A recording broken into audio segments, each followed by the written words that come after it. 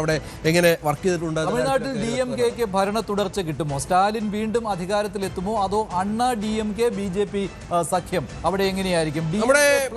നമ്മുടെ തമിഴ്നാട്ടിലെ കൃത്യമായ പ്രവചനം വോട്ട് വൈബിന്റെ പ്രവചനം വരുന്നത് അത് 114 മുതൽ 124 വരെ സീറ്റുകൾ നേടിക്കൊണ്ട് AIDMK BJP സഖ്യം അധികാരത്തിൽ വരുമെന്നുള്ളതാണ്. പക്ഷെ അവിടെയും നെക്ക് ആൻഡ് നെക്ക് ഫൈറ്റ് ആണ്. 114 എന്ന് പറഞ്ഞാൽ കേവല ഭൂരിപക്ഷത്തിലേക്ക് എത്തുവാൻ കഴിയാത്ത സാഹചര്യമാണ്. അവിടെയാണ് TVKയുടെ പ്രസക്തി. അവിടെയാണ് 118 സീറ്റുകൾ വേണം തമിഴ്നാട്ടിൽ കേവല ഭൂരിപക്ഷത്തിന്. അവിടെ അണ്ണാ DMK പ്ലസ് അതിൽ BJP ഉൾപ്പെടുന്നു 119 എന്നുള്ളതാണ്. നമ്മൾ മിഡ് പോയിന്റ് എടുത്തു കഴിഞ്ഞാൽ അണ്ണാ DMK BJP സഖ്യം 119. അതേസമയം സ്റ്റാലിന് അധികാരത്തിലേക്ക് എത്താൻ കഴിയില്ല. 108 ഒരു ഇഞ്ചോടിഞ്ച് പോരാട്ടം പറയുമ്പോഴും എഡ്ജ് അവിടെ കിട്ടാൻ പോകുന്നത് അണ്ണാ DMK ഭരണത്തിലേക്ക് തിരിച്ചു വരുന്നു എന്നുള്ളതാണ്. അവിടെ ഈ അപ്പർ ലിമിറ്റും ലോവർ ലിമിറ്റും എടുത്താൽ വേണമെങ്കിൽ 113 സീറ്റുകൾ വരെ 7 സീറ്റുകൾ തൊട്ടടുത്ത് വരെ വേണമെങ്കിൽ എത്താം. 7 സീറ്റുകൾ TVKക്ക് 7 സീറ്റ് TVKക്ക് പ്രവചിക്കുമ്പോൾ AIDMKയും TVKയും ചേർന്നാൽ അവിടെ സർക്കാർ രൂപീകരിക്കാം. അതാണ് നമ്മുടെ വോട്ട് വൈബ് സർവേ ഫലമായി പറയുന്നത്. ഇന്നലെ നമ്മൾ കേട്ടതാണ് വിജയും ഒപ്പം AIDMK നേതാക്കൾ തമ്മിലൊക്കെ രഹസ്യ ചർച്ചകൾ നടത്തിയെന്നത്. ഒരുപക്ഷെ ഈ സർവേ ഫലം, ഈ എക്സിറ്റ് പോൾ ഫലം അതനുസരിച്ചുള്ള ചില സൂചനകൾ അവർക്ക് ലഭിച്ചിട്ടുണ്ടാകാം. ഒപ്പം ഈ വോട്ട് പേഴ്സൻറ്റേജിന്റെ കാര്യത്തിൽ വലിയ വ്യത്യാസമില്ല മഞ്ജുഷ. 39.9% മാത്രമാണ് AIDMK കിട്ടുന്നതെങ്കിൽ DMKക്ക് 38.9%, അതായത് കേവലം 1% വ്യത്യാസത്തിൽ മാത്രമാണ് ഇത്തവണ തമിഴ് ജനത കാര്യങ്ങൾ നിശ്ചയിച്ചിരിക്കുന്നത്. വിജയുടെ പാർട്ടി ഡിസൈഡിംഗ് ഫാക്ടർ ആവുന്നു എന്നുള്ളതാണ്. 4 മുതൽ 10 സീറ്റുകൾ വരെ കിട്ടാം. പക്ഷേ 16% വോട്ട് അത് DMKയുടെ വോട്ട് കട്ടറായിട്ട് വിജയുടെ പാർട്ടി TVK മാറുന്നുണ്ടോ എന്നുള്ളതാണ് ഈ എക്സിറ്റ് പോളിൽ പ്രതിഫലിക്കുന്നത്. DMK ചിലപ്പോൾ ഭരണത്തിൽ നിന്ന് പോയേക്കാം, അണ്ണാ DMK ഭരണത്തിലേക്ക് തിരിച്ചെത്താം എന്നുള്ളതാണ്. ഒറ്റ സീറ്റിന്റെ മേൽക്കൈയിലെ 118 എന്ന മാന്ത്രിക സംഖ്യയേക്കാൾ ഒറ്റ സീറ്റിന്റെ മേൽക്കൈ കിട്ടാം, 119 എത്താം എന്നുള്ളതാണ് ഈ അണ്ണാ DMK BJP മുന്നണിക്ക്. അതേസമയം സ്റ്റാലിന്റെ DMK പ്ലസ് DMKയും കോൺഗ്രസും ഇടതു പാർട്ടികളും ഒക്കെ ചേർന്നുള്ള ആ മതേതര പുരോഗമന സഖ്യത്തിന് അവർക്ക് കേവല ഭൂരിപക്ഷത്തിന് തൊട്ടടുത്തെത്തുവാനേ കഴിയുകയുള്ളൂ എന്നാണ് വോട്ട് വൈബിന്റെ എക്സിറ്റ് പോളിൽ പറയുന്നത്. മറ്റ് ഏജൻസികളുടെ എക്സിറ്റ് പോൾ ഏത് തരത്തിലായിരിക്കും എന്നുള്ളതാണ്. ഇത് കൃത്യമായ ഒരു മേധാവിത്വം എന്ന് പറയാൻ കഴിയില്ല. ഇത് ഇഞ്ചോടിഞ്ച് പോരാട്ടം എന്നുള്ള രീതിയിൽ തന്നെയാണ് വിലയിരുത്തുന്നത്. ഇങ്ങനെ ഒരു സീറ്റെണ്ണം വന്നാൽ AIDMKയും TVKയും തമ്മിൽ യോജിച്ച് തമിഴ്നാട്ടിൽ ഒരു സർക്കാർ ഉണ്ടാക്കാനുള്ള സാധ്യതകൾ തെളിയും. സ്വാഭാവികമായും 119 എന്നുള്ളത് കേവല ഭൂരിപക്ഷത്തെക്കാൾ ഒരു സീറ്റ് മാത്രം മുകളിലാണ്. അതൊരു സുസ്ഥിര സർക്കാരിന് ഒരിക്കലും സഹായകരമാകില്ല.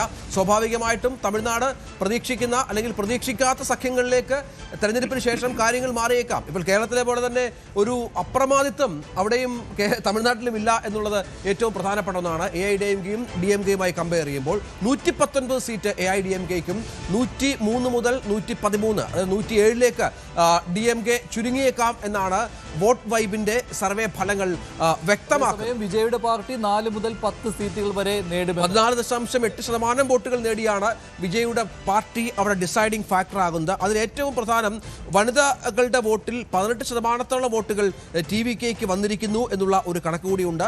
പുരുഷന്മാരെക്കാൾ TVKയ്ക്ക് അനുകൂലമായി വോട്ട് ചെയ്തിരിക്കുന്നത് കൂടുതലും സ്ത്രീകളാണ്. വിജയ് ഫാൻസ് അവിടെ ഡിസൈഡിംഗ് ഫാക്ടർ ആകുന്നു എന്നുള്ളതാണ് വോട്ട് വൈബിന്റെ എക്സിറ്റ് പോളിൽ തെളിഞ്ഞിരിക്കുന്നത്. ഇനി കേരളത്തിലേക്ക് മടങ്ങിയെത്താം. ശ്രീ ജേക്കബ് ജോർജ് കൂടിയുണ്ട്. ശ്രീ ജേക്കബ് ജോർജ്, കേരളത്തിൽ UDF സർക്കാർ രൂപീകരിക്കുന്നു എന്നുള്ളതാണ് എക്സിറ്റ് പോളുകൾ സൂചിപ്പിക്കുന്നത്. ആക്സിസ് മൈ ഇന്ത്യയുടെ എക്സിറ്റ് പോൾ അനുസരിച്ചാണെങ്കിൽ 90 വരെ എത്താം. വോട്ട് വൈബിന്റെ എക്സിറ്റ് പോൾ അനുസരിച്ചാണെങ്കിൽ 75 എന്നുള്ളതാണ്. അത് വേണമെങ്കിൽ 80 വരെ UDFന് എത്താം എന്നുള്ളതാണ്. എല്ലാ എക്സിറ്റ് പോളുകളിലും BJPക്ക് സീറ്റ് പറയുന്നുമുണ്ട്. താങ്കൾ എങ്ങനെ കാണുന്നു ഈ എക്സിറ്റ് പോൾ ഫലങ്ങളെ?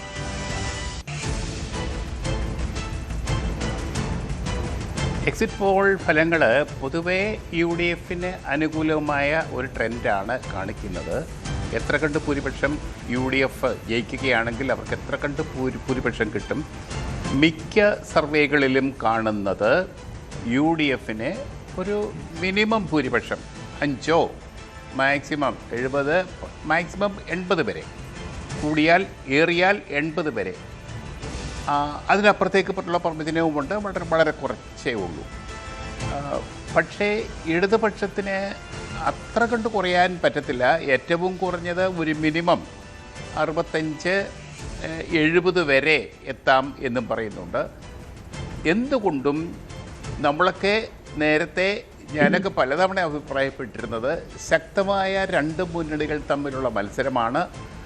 അത് ഈ വോട്ടെടുപ്പിലല്ല, വോട്ടെടുപ്പിൻ്റെ സർവേയിൽ തെളിയുന്നുണ്ട്. രണ്ട് കക്ഷികളും മുന്നിലിങ്ങനെ നിൽക്കുകയാണ്. സ്വാഭാവികമായിട്ടും രണ്ട് കക്ഷികൾ, കേരളത്തിലെ രണ്ട് കക്ഷികൾ, ഇടതും വലതും, ഐക്യജനാധിപത്യ മുന്നണിയും ഇടതുപക്ഷ ജനാധിപത്യ മുന്നണിയും മുന്നിൽ നിൽക്കുമ്പോൾ, ശക്തമായിട്ട് മുന്നിൽ നിൽക്കുമ്പോൾ അവിടെ BJP സ്വയം താണു പോകും. അതാണ് സംഭവിച്ചിരിക്കുന്നത്. ഈ പറഞ്ഞതുപോലെ BJPയുടെ ടോൾ ക്ലെയിംസ് ഒന്നും വരുന്നില്ല. 2 സീറ്റ്, മാക്സിമം 2 സീറ്റ്, അല്ലെങ്കിൽ പിന്നെ 3 or 4, ചില സർവേയിൽ മാത്രം 7 വരെ കാണുന്നുണ്ട്. നമുക്ക് കാത്തിരിക്കാം. ഇത് സ്വാഭാവികമായിട്ടും കേരളത്തിൻ്റെ ഇപ്പോഴത്തെ രാഷ്ട്രീയത്തിൻ്റെ ഒരു പ്രതിഫലനമാണ്. അത് എത്ര കണ്ട് ശരിക്കുള്ള ഫലമായിട്ട് എത്ര കണ്ട് വരും എന്ന് പറയാൻ പറ്റത്തില്ല. പ്രതീക്ഷിക്കുന്നുണ്ടോ ഒരു തൂക്കുസഭ ഉണ്ടാകുമെന്ന്? കാരണം LDF അത്ര മോശമാണെന്നല്ല എക്സിറ്റ് പോൾ സൂചിപ്പിക്കുന്നത്. LDF അടിപതറി പോകുമെന്നുള്ളതല്ല, അല്ലേ? അല്ല, ഒരു നെക്ക് ടു നെക്കാണ് പല സർവേകളും പ്രവചിക്കുന്നത്. നെക്ക് ടു നെക്കാണ്. പക്ഷേ അത് ഒരു തൂക്കുമന്ത്രിസഭയാകാനുള്ള സാധ്യത വളരെ കുറവാണ്. എങ്ങനെയൊക്കെയാണെങ്കിലും ഒരു മിനിമം എഡ്ജ് ജയിക്കുന്ന കക്ഷിക്ക് ഉണ്ടാവും എന്നാണ് ഞാൻ കണക്കാക്കുന്നത്. ശരി, ശ്രീ CK ഷാക്കിർ, താങ്കൾ എങ്ങനെ കാണുന്നു ഈ എക്സിറ്റ് പോൾ ഫലങ്ങളെ? ഒരു സർവേ മാത്രമാണ് 90 സീറ്റ് UDF പറയുന്നത്. ബാക്കി സർവേകളിലൊക്കെ കഷ്ടിച്ച് കടന്നുകൂടുമെന്നാണ്. അല്ല, നമ്മളുടെ ഒരു പ്രതീക്ഷ 100 സീറ്റ് വരെ UDF നേടി അധികാരത്തിൽ വരാൻ കഴിയുമെന്നാണ്.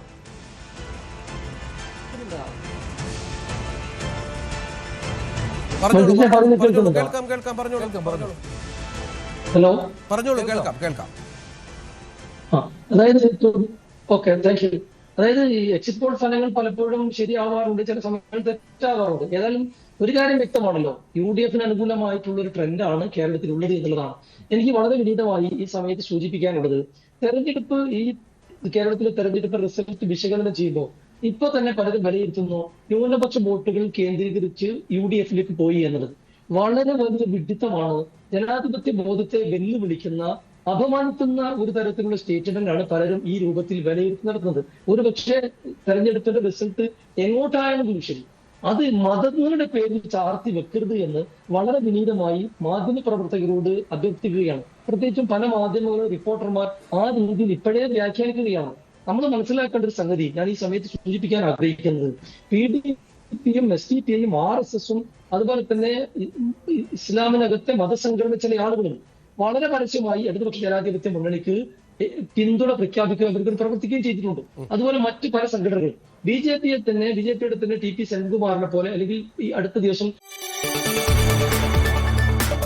കൂടുതൽ വാർത്തകൾക്ക് News 18 Keralam YouTube channel subscribe ചെയ്യുക.